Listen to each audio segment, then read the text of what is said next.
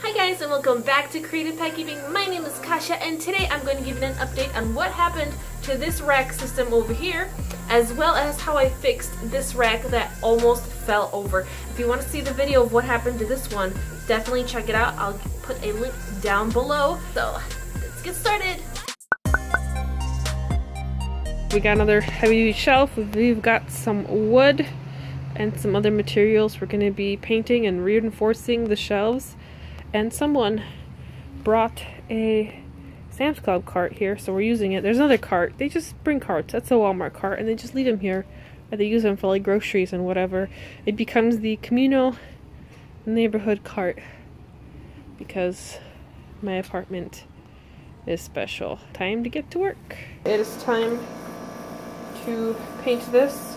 We ended up using, what is this? We didn't really know what to get, so we just asked the people at Lowe's, and they suggested the Valspar project. This is black, and it's a flat paint, and it's easy in application, soap and water cleanup. So, and it is interior and exterior, so it should be able to handle getting a little wet if I spill any water. And it's nice. I think we might just be able to do one coat. I'm hoping, maybe. So that way, see, it's gonna look very nice when we put the wood. Mookie, what are you destroying? Can you not, please? Can you not? So we're gonna be putting a piece right here because this is bowing. We're gonna put a piece definitely under this tank. We bought a rack system for here. Here's the banana looking cute. And then I think we might do another piece because we bought 4 pieces. So there'll be 2 pieces. So I could maybe put 2 20 gallons on here, or maybe 1. I don't know. We'll see how it's going to be, but we're painting everything, and hopefully it's going to look nice. It's starting to dry. We've got 2 more over here, 1 more to paint, so these 4 pieces will soon be done. At least that's the goal. I got to paint some, my dad got to paint some. He's teaching me how to do stuffs, so that's really awesome. Okay, update on the rack. This is the same rack. What I did is I lowered these 2 shelves down, so one tank is going to go here, other tank is going to go here. Then we have a bunch of space up here, probably little tiny things like a couple books, but nothing heavy. And then we secured this to the wall with this little bracket. It's not the prettiest, but it kind of works, and it keeps it, you know, it can't wobble. So I could still have my 2 20 gallons. And then whatever small, you know, whatever thing. I could always, well, I can't lower it because it's already bolted in there. But yeah, I think that this should be a-okay. I could stack some jars here, probably. Maybe some jars here if I need. So I have jar storage space. Yeah. Day 2. We are draining the tanks so we can put the plywood underneath. We have this one set up now. We could have made this one taller, but because this one's going to have a 55 gallon on top, and then I don't know what on the bottom, this is already going to be a heavy rack for an apartment, so we didn't want to add any more layers. That's enough in itself. So I'm draining these tanks, so I stopped for a second because I got to pay attention when I film. But I'm draining these tanks. We're going to remove everything, put the board here, then drain these tanks, remove them as well. Already drained the Shelly tank, so we're gonna put the board here, and then we're gonna drain this tank and shift it back a little bit. Even though it looks really pretty forward like that, the shelf will be better balanced if it's centered. Or there's a possibility that I might take this tank and then this tank and then move them back, both right here, side by side on the bottom, to be a total of about 30 gallons, and then I can have another 20 tall over here maybe, and then up here could be space for any sort of reptile or a hamster or gerbil or something can go up here that's lighter, so I'll have space for another critter. So there's a possibility. I was gonna put the 30 gallon down here after I wash it, but we'll see. We'll see. I'm not really sure what I'm going to do yet, But that's kind of what's been happening right here.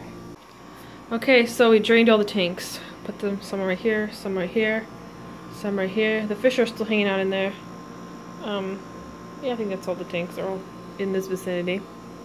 And then we put the two pieces of plywood up here. Oh, focus. So that way it'll help support the heavier tanks.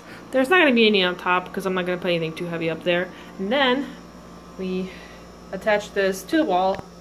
So now it is nice and secure and safe. We also added some little wood bases just so the pressure is more evenly spread out. And it should be now finally level. So now I'm excited because we got to start moving all these tanks back. So here's what I just put a bunch of stuff up here for now. Here's what this looks like. We have the male tank, the female grow tank with some of my moss. Some of the moss is doing well, some of it is not. And it's kind of going brown, so I gotta clean that up. And then this is my temporary air system. Currently I have an air pump back there, and this one is a little stronger, and I have to keep some of these open so extra air exits and it's hissing. But I'm going to redo this, or I'm going to do PVC and a special silencer that will allow the extra excess air to exit. There's another one over here, so any tanks that will be running on sponge filters can go here, and of course that's hissing as well. Nothing up here for now. I only have one 20-gallon up here. I have two options, either put another 20-gallon up here, tall, and I don't know, have something up here. Maybe a different type of fish, or maybe like a vivarium, or I don't know, but that's sort of what's happening down here. Over here I got my two breeding tanks, which I am about to set up, and a spare quarantine tank slash could be an extra grow out betta tank if I need. Over here I've got my guppies. I still have to hook up this. There's a filter back there, but I also want to run the sponge filter just so I can have extra sponge filters that are cycled on here. Plus there's a lot of fish in here. And then we have some more guppies, as well as the ocellatus gold babies that are really brave now. They're very curious. They're doing well. Snails are having a party over here.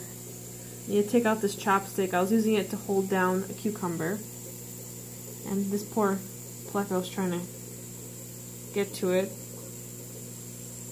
It's hard. Oh, hello. This is Ghost, one of my male bettas that kind of lives in here. He's really cute. Just hanging out with everyone. Recently he decided he wants to live in the pleco cave, which is a pleco breeding cave. And that it's for plecos. You're not a pleco. So down here we have two more albino Bristlenose plecos, smaller ones. I wanted to distribute them a little bit. And I've got two filters running on here temporarily because I wanted to have an extra filter, so if I need to set up another tank, or if I need to set up this tank really soon, I'll have extra filter media. So that is why. The flow is actually not too strong. As you can see, the females are just swimming around and minding their own business over here.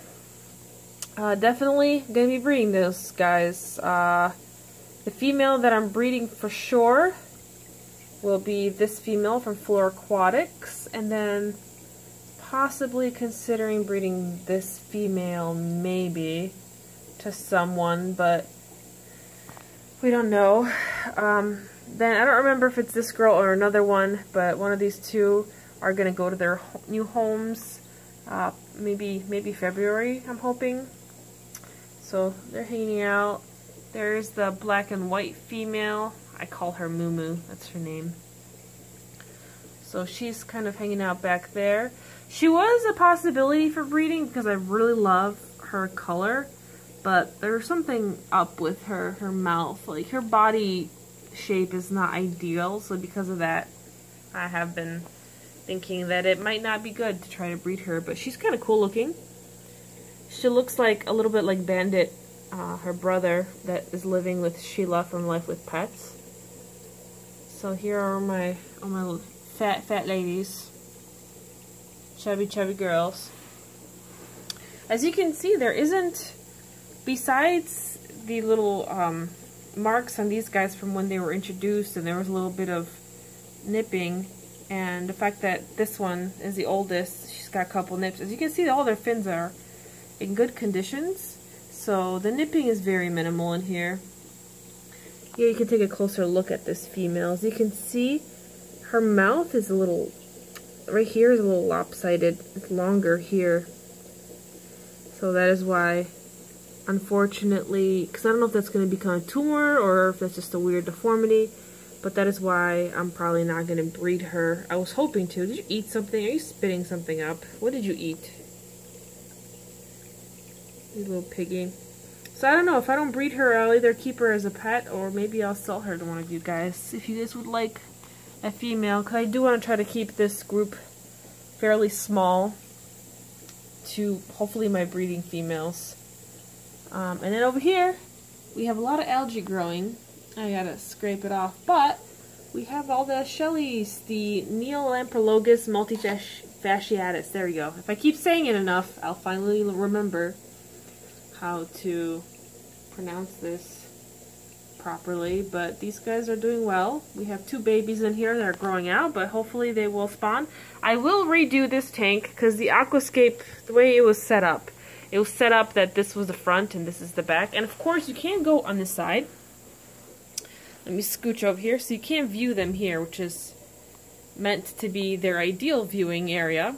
But I want to change this up so you can view them from both this side and this side. So as you can see, they've been doing some digging and redecorating. They're really cute. And it's kind of cool because they get to see that one's looking at the betta.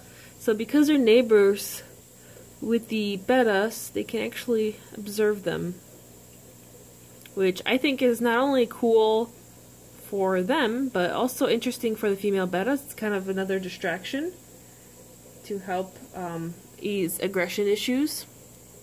But look at them, they're just hanging out, doing well. There is 5 adults in here. Actually, no, 6, sorry, my bad. There was a little one. 6 adults. Well, there's the youngest one that's growing out right there.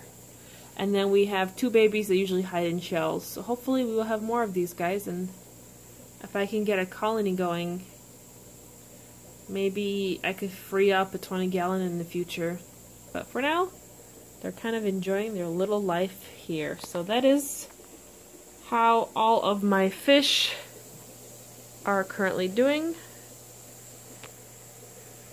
Kind of what's going on here. Super loud. Can't wait to get some fish in here. Still have not decided what I want to do with this tank, to be honest. So that is it for my update. I hope that you enjoyed it. Be sure to subscribe to this channel if you already haven't, and be sure to check out all my other previous videos of this fish room, my previous fish room, my previous breeding projects. Ton of awesome videos for you guys to enjoy.